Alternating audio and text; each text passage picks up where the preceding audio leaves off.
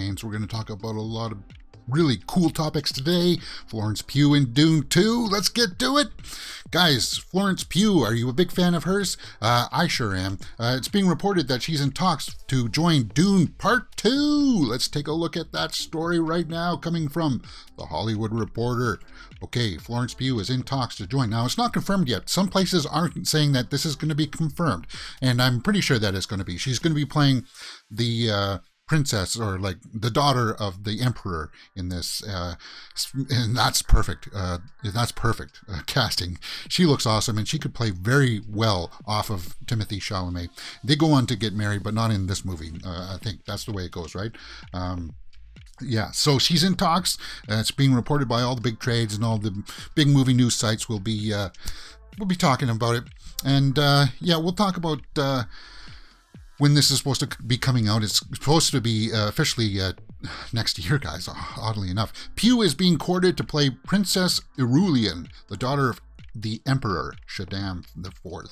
Now, that's great casting. That's awesome. I think it's great because she was really good in Midsummer and Fighting with My Family. If you haven't seen that, Fighting with My Family, she's like a wrestler. That's where she really won me over, and she's awesome.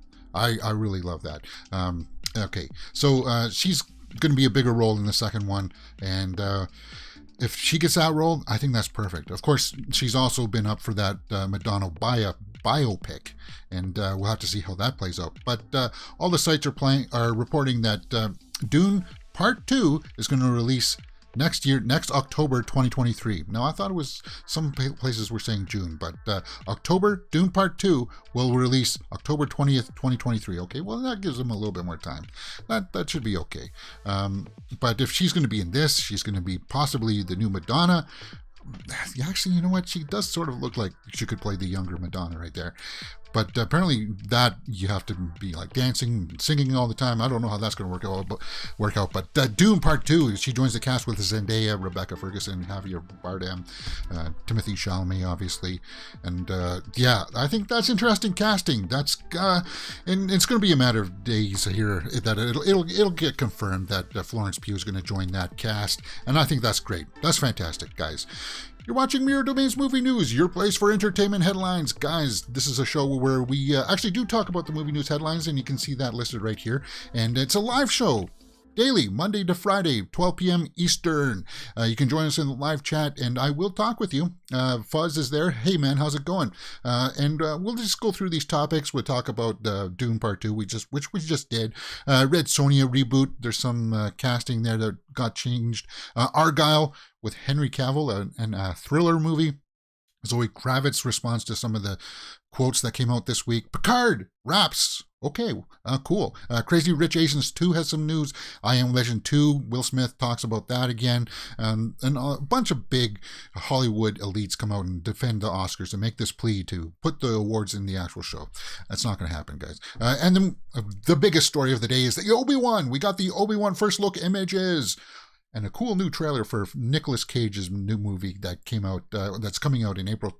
It looks awesome, guys. We'll look at that trailer. I did a trailer reaction for it, so that'll be up on the channel later today. And if you are watching us afterwards, all of these topics can be found in the time codes into the description and comment section below, and chapters there on that bar there on YouTube. And as you know, we do talk about the headlines. We'll talk with you guys in the live chat. I always encourage people to come and join us on the live chat because I do talk to you. Florence Pugh says, Fuzz says in the live chat, Florence Pugh, not my favorite. I love Haley Lou Richardson. Florence Pugh should play Chani. Well, Chani's already been cast as Zendaya, and Zendaya is awesome. She's become like my favorite actress, one of my favorite actresses. Like, she's going up there. She's not quite as good as like Anya Taylor-Joy yet or anything like that, but she's one of my favorites.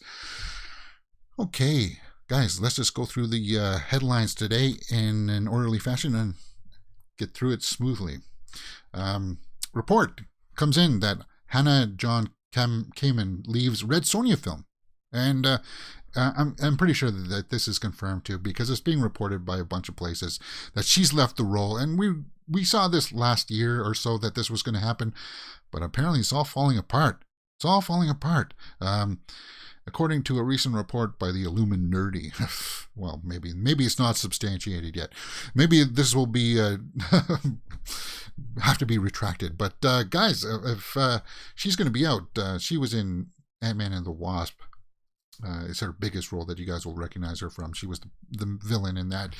And people, when it first was announced that she was going to be Red Sonja, people were like, oh, I don't like that because she doesn't have red hair. Well, you guys, you know what? They can just dye her hair red. But and I thought it was a good fit because she's strong, she's physical, and she can do all the stunts. But the report also mentions that Joel Soloway, who was announced as the director of the film, after several had been attached, also has stepped away from the project. So they lost to the director and they lost the lead actress for Red Sonja. And that's a bummer. I think that's a bummer. What do you guys think? Does that it just throws another wrench in the mix there, where we're gonna have to wait for some time to watch this reboot of Red Sonja, which I was really rooting for. I really wanted this to work. But if this Hannah John Kamen isn't going to be it, who do you guys think should take over? I think you guys should actually go out and find an actual redhead. And I was just thinking about this the other day. The perfect person I think would be for a Red Sonja is Annalise Basso. She's awesome. She's like one of the up and coming actresses that you just got to keep your eye on. If they recast an actual redhead for Red Sonja, I think that would be fantastic, because she was in that series on Netflix, Snowpiercer, and she was in some horror movies with Joey King. Actually, she's from that same class like Joey King. When you look at her, yeah, she could play a Red Sonja. Definitely. I mean, and she does some physical stuff too, like the action stuff. She's a little bit younger, but you know, that's okay. Just make the movie younger Red Sonja and have her in it, because I think she's awesome. She's one of the actresses that I keep my eye on, because she's phenomenal. When she's on camera, you're just like, I like what she's doing. Annalise Basso, that would be my pick for Red Sonja. What do you guys think? Let me know in the comments below, and we'll talk about it. Yeah. Are you a Henry Cavill fan? Are you a Matthew Vaughn fan? They're teaming up to be in a movie for Apple Plus called Argylle. Argylle photo. First look at Henry Cavill and Dua Lipa in her first acting role. Are you a Dua Lipa fan? Yeah, she's in a controversy right now for some plagiarism, if you follow music news. Okay, so what's going on here? Apple TV Plus has officially released first Argylle photo for Matthew Vaughn's newest star-studded film, an action movie, with Henry Cavill and Grammy Award winner Dua Lipa in her feature acting debut. Okay, well, that's it. Henry Cavill released it. And I'll see if I can blow that image up a little bit. Okay, so yeah, I guess I can't blow that up a little bit. Maybe I can. Here, let me just... All right, what's going on with his hair there, guys? What's going on here? There is a little bit of a teaser clip out there, too. It's just him walking through a door, and you see his hair. I'm a Henry Cavill fan, but, I mean, come on, what are you doing here? Yeah, this is from the little teaser. What's with that hair? That's very Arnold Schwarzenegger-esque from Red Heat days. Argylle. Let's see if there's a log line here. I thought there was. Okay, yeah, here we go. Based on author Ellie Conway's upcoming spy novel. The film will center around the world's greatest spy, Argylle, as he is caught up in a globe-trotting adventure. Well, so it's very run-of-the-mill. It's very in the wheelhouse of Matthew Vaughn, in the vein of like Kingsman and stuff like that. Okay, but it's only going to be on Apple Plus. I'll have to check it out. And we got more first look images coming on later with Obi-Wan, but it's just one of those days. It's just one of those days. First images, some new trailers. It's a really big movie news day, and it's going to be a big day on the channel too, guys. Ardglass Viking says in the live chat, yes, great choice. Just watched Lise Basso in Captain Fantastic. Yes, and I really enjoyed it. And she's good in that Snowpiercer series. She sort of plays like the villainous role in that. I haven't watched a lot of the season 2. I just kind of fell behind in it. I need to get back on it because I enjoyed the first season of Snowpiercer on Netflix. And that's where she really stood out. All right. Earlier this week, we talked about Zoe Kravitz talking about The Dark Knight Rises, and she said that she was being too urban to be cast in the role. Well, okay, now she's responded and tried to clarify it. So, well, that happens, right, guys? That happens, and we're a live daily news show, so these stories sometimes evolve. And she's come out and responded to it. And she also said something yesterday that wasn't all that great about Pretty Little Liars or something like that. And it's just one of those stories. I got the impression between this story and that Big Little Liars story about her saying these inappropriate things, there's people out there that are doing some digging and they're trying to take away from people's enjoyment of the Batman. And that's what people do out there. I don't know why they do it, why you would waste your time doing that, to try to take enjoyment away from people. Because she was great in the Batman, and I liked her. She hasn't done anything superly offensive here, but let's just clear this up with her quote. "I was not told I was too urban to play Catwoman in The Dark Knight Rises. Okay, it would have made no sense for me to even be considered for that role at the time. I wanted to audition for a small part in the film and was told that they were not going urban on that part." So she was probably going to play the role, the girlfriend of Selina Kyle in The Dark Knight Rises. You know how there was that girlfriend that she had in the apartment? Maybe it was for that role. So she wasn't going to play she didn't want to play Catwoman in The Dark Knight Rises. Okay. So she wanted to clear that up. But she also goes on to say that I did not mention this to point any fingers or make anyone seem racist, namely Chris Nolan. So she didn't want to do that. It's damage control. She's cognizant of the time that I truly do not believe anyone meant any harm. I was simply giving an example of what it was like to be a woman of color in the industry at that time. Again, this was many years ago when words like that were thrown around very casually, and although I'm very glad that we are attempting to evolve, let's all calm down. And that's great. That's exactly what people want to hear. That's a great statement, as well as fact check before we write things that are untrue. Good. So there we go. It's clarified. And even in my defense video for her, I didn't rag on her. I wasn't on that side of trying to tear her down. I even championed her in the Batman because she shined in every scene that she was in, and definitely was one of my favorite parts of the Batman. Definitely. So she cleared that up, and there, if you want to read it, the full article is on Screen Rant there. What do you guys think about that? Let me know in the comments below, and we'll talk about it. Now, guys, Picard Season 2 had just launched last week, and I watched the first episode. I really liked it. But they were filming Season 2 and 3 back-to-back because, well, Patrick Stewart isn't getting any younger, right?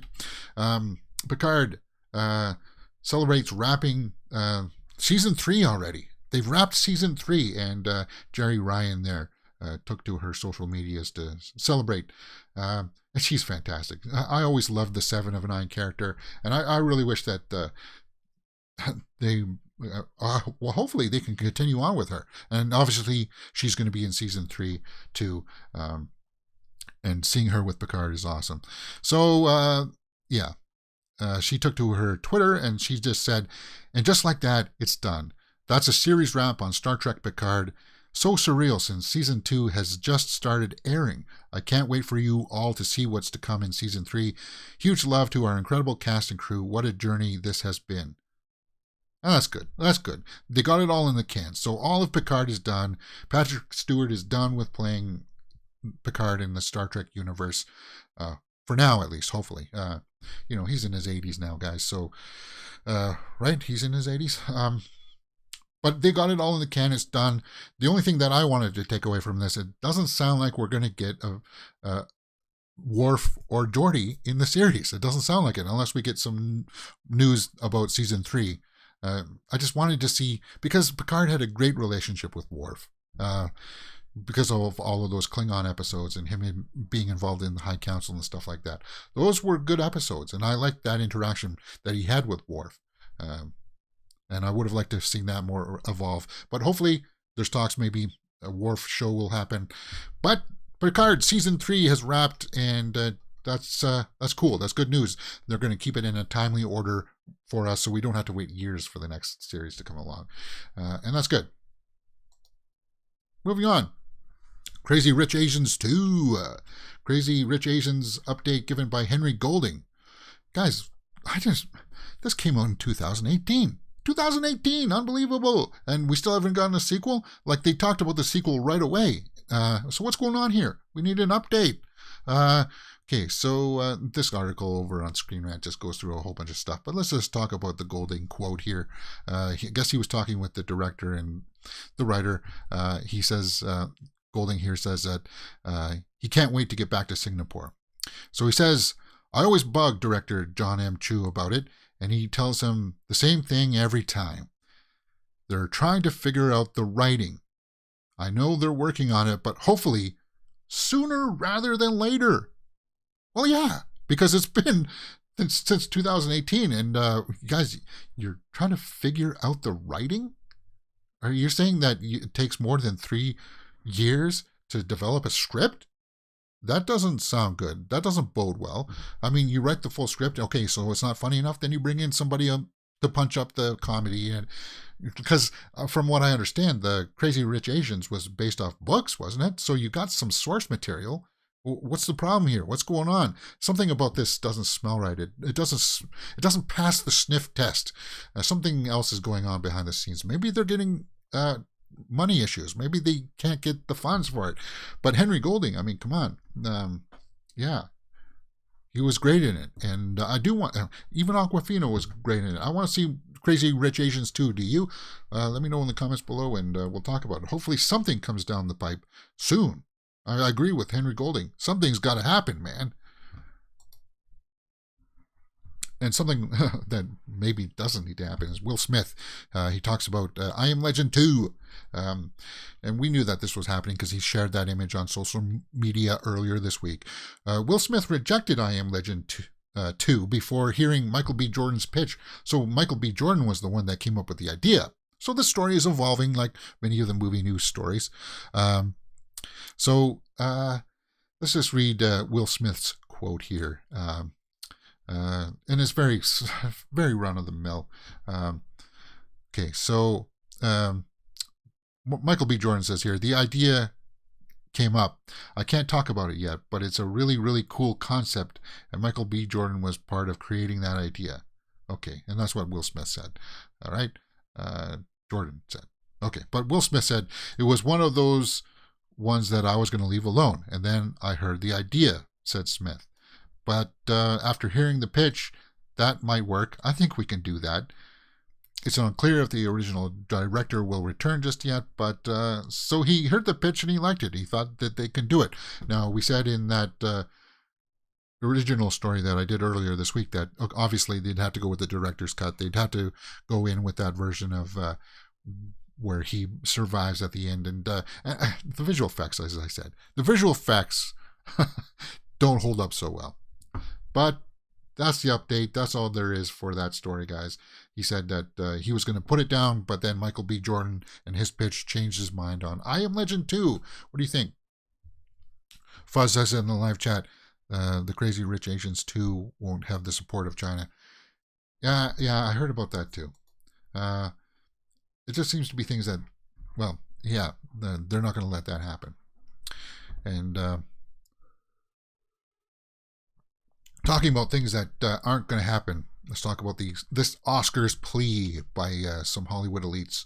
Some heavyweights, James Cameron, John Williams, Kathleen Kennedy, urge the Academy to reverse controversial Oscars telecast changes. And I'm going to give it to you guys blunt. Even these big heavyweights, it's not going to make a difference, man. Again, the problem, I don't think, is the Oscars. It's the fact that there's all these other shows out there, and they got to move it up. I would actually take it over and say that the Oscars need to happen at the end of January. And I know that people will say, well, you need to have people to give people time to watch this series and so they can vote on it like the movies and have the time to vote on them. But for the general public, no, guys, no. I don't want to be sitting at the end of March talking about movies from last year. That's the thing. And they've come all out and trying to say, guys, reverse your decision. But we heard the story that ABC was threatening to not even air it if you were going to do all of that. And I know it sucks. The original score is one of my favorite categories, from editing, production design, makeup. Actually, those were some of my favorite ones, because those were the ones where you actually got to see some of the films that casual fans liked, like Dune, Star Wars, and stuff like that, because those movies were never ever going to be shown in the best picture category or things like that, but like rarely shown in acting and the big directing and best picture categories. So these guys, I hate to break it to you, but it's not going to happen. You know, it's just not going to happen, and it's time to put it down and either announce some major changes in the date that you're going to air the Oscars, or this is just the way that it's going to have to go. That's just the way that it's going to have to go. Okay. I sort of agree with you there, Fuzz, in the live chat. But let's talk about the big story of the day. Obi-Wan Kenobi has first look images. They broke last night. And these images look fantastic, guys. They look absolutely stellar. And I've been anticipating this show for a long time. I was so happy that Ewan McGregor was going to come back as Obi-Wan. And we get to see him here. He looks fantastic. We see an Inquisitor. I'll blow these images up in a moment here. Was that an Eyope? Obviously, he's on Tatooine, guys. So there we go. And there's another look at the Inquisitor. I'll blow these images up. Joel Edgerton is back as Uncle Owen Lars. It's like a fantasy come true for me. And I'm so excited about these images. Obviously, he doesn't have the Jedi robes on anymore. And from what we hear, some leaks are saying that there's going to be a Qui-Gon cameo in this. This comes from Entertainment Weekly. There's the cover for that. Okay, let's just blow these images up. Let's take a look at them. Let me just do a better job of that. There we go. Okay, there we go. Yeah, so he doesn't have his robes on anymore. Whatever. That's fine. There he's got his hood on, though, at least, and that's cool. And he doesn't look that much older than from Revenge of the Sith, but these photos look great. And it's so cool. Like, Joel Edgerton really wanted to come back, and the same girl that played Beru, the younger Beru, she's back too. We don't see her, but he's facing off with an Inquisitor here. Okay, so this is an Inquisitor that's obviously looking for Obi-Wan or this supposed younger Jedi, but it's good to see that they're going to have an interaction with Owen, because one of the things that you remember from A New Hope was that Owen, he really didn't like the fantastical stuff of going out to fight the bad guys and the Empire. He just wanted to be a moisture farmer, and he wanted to instill that in Luke. But of course that didn't happen, and I'm glad that we're going to see stuff like that here, like a face-off, because we're going to see what Joel Edgerton can really do, and to give that character a little bit more insight. That's fantastic. That's fantastic. And then we get a throwback to the prequels. One of the animals there we get to see, and these images look sharp. They look crisp. Ewan McGregor, I think, is going to knock it out of the park. It's a limited series, but I think they can continue it. I think they can make more. It's going to be a short series here. Better look at the Inquisitor here. What do you guys think about her armor? It looks like it's supposed to be sleek, but when you look at the edge of her arm here, it looks like it's, well, maybe it's not so slick as what I thought. Like, it looks a little bit ragged. And then there's this cave photo. It looks like he's sleeping in a cave right now, seeking refuge. He sits up for some reason. Maybe it's just for production, but it's rumored that Qui-Gon Jinn will appear to him and they'll be talking, and Liam Neeson hasn't confirmed that yet, but I think that's not going to happen. I think it's going to happen, and why not in this scene here? I think that's a perfect opportunity for that to happen. Here's another look at the Inquisitor. Yeah, she looks okay there. I think that looks great. Guys, what do you think about some of these images? Let me know in the comments below, because I'm really looking forward to this. May 25th is when it comes out, and I think a teaser trailer or a full trailer is just around the corner now, because guys, it's all in the can. They're finalizing the visual effects and stuff right now, and I like this cover. This cover looks fantastic. Let's see if I can blow that up a little bit there. Yeah, that cover looks great.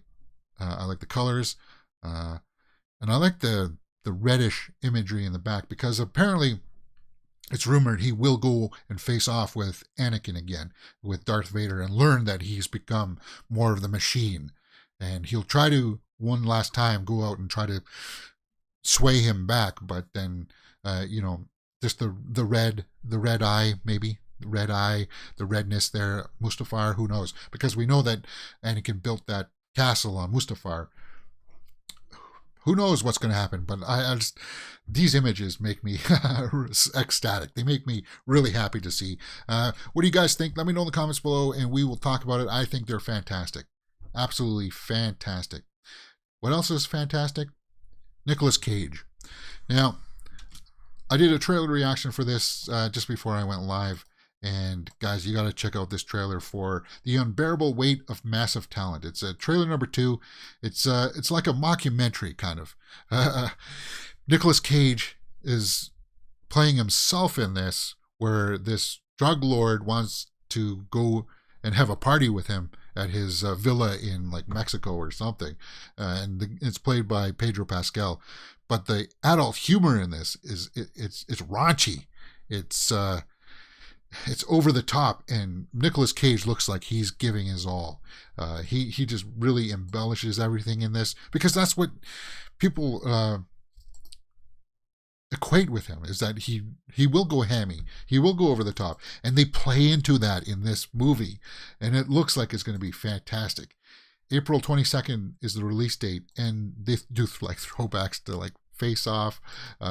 There's a point where he actually does in the movie use these golden guns, which was awesome. And the cast looks great. And there's a quote here in the movie where they're like, "Haven't you seen Croods 2? No, I'm a 45-year-old man. Why would I be watching Croods 2? And if you guys ever wondered why I don't talk about kids movies, that's one of the big reasons why. It's also because of YouTube right now. They have this fickle thing out there where if it's sort of aimed towards kids, then they scrutinize it a little bit differently, and I don't like that. So that's why I tend to stay away from the kids stuff. You're not going to see Pixar.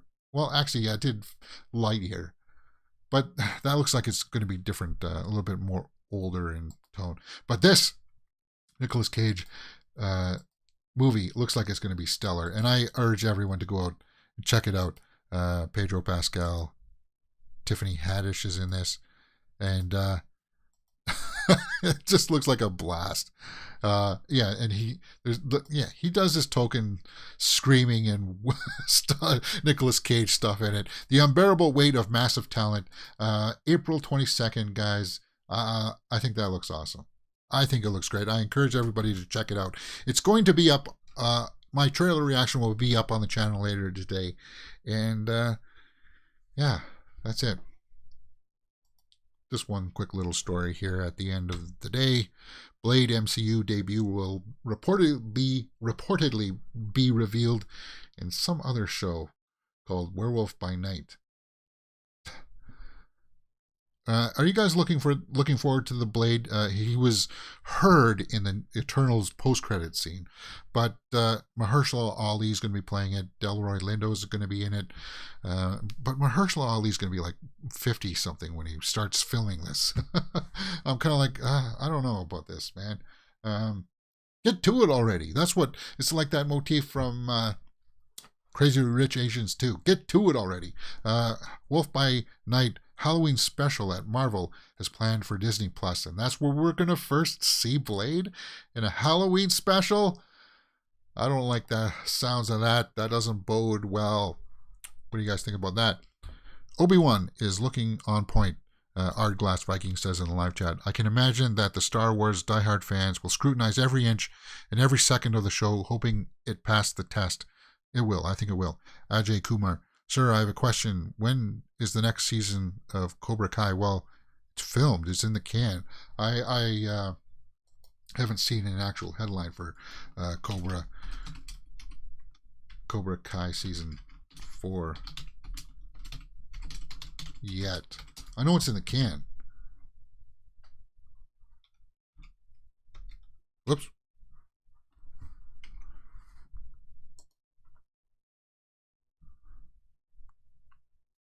Wait, season 4 is already out, guys. What are you talking about?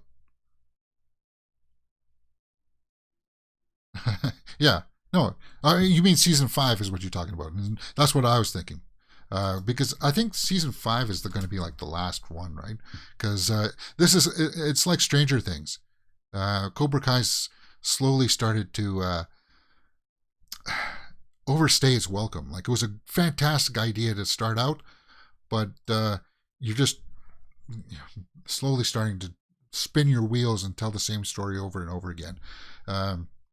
And I know that because my family members have started to say that, and they were really big on this first 3 seasons. And they said the 4th season it started to spin out. Yeah, nothing official just yet. 2 weeks ago they're saying nothing. Yeah, I haven't seen any of the headlines for it, but I will keep my eye out for it. And if anything huge comes out, I'll let you know. Yeah, so nothing like since the last year. 5 is already in the can. Yeah, that's what I get the impression. Like they shot those things like pretty close back to back kind of thing. We'll have to see that go. All right. Am I going to play guitar today? I don't know. There's this story, guys. There's this headline. And I had this big long spiel that I was going to talk about this issue with J.K. Rowling. People are big fans of Harry Potter. And I'm not going to talk about this story. I'm going to make the decision not to. But I wanted you guys to know that I'm aware of it. And it's one of those topics that's very polarizing. And just to let you know where I lie on this issue, I'm not on the far left and I'm not on the far right. I'm somewhere in the middle. I don't live in this country, so this bill doesn't really affect me, but I do champion trans rights. That's where I go. I do promote that if you want to, because it doesn't affect me. You know, it doesn't affect me that, hey, if you want to call yourself this and you want to identify like that, it doesn't affect me at all, so it doesn't bother me. People want to try to cancel her, J.K. Rowling. That's not going to happen because Potter's too big. Harry Potter's too big. And you can, that's all I'm going to say about it. It's out there, and yeah, it just bums me out. All right, I will play guitar because I don't want to end on a sour note. I might as well play something, and we'll round out the day with that. And just give me a second to set this up.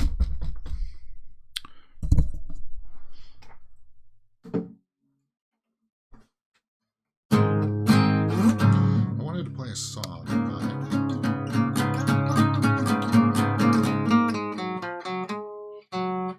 So aside from the trailer reaction that's supposed to be out later today, I'm also going to be watching Survivor that drops today. That's not really movie news stuff, but I'll be reacting and watching Survivor later today.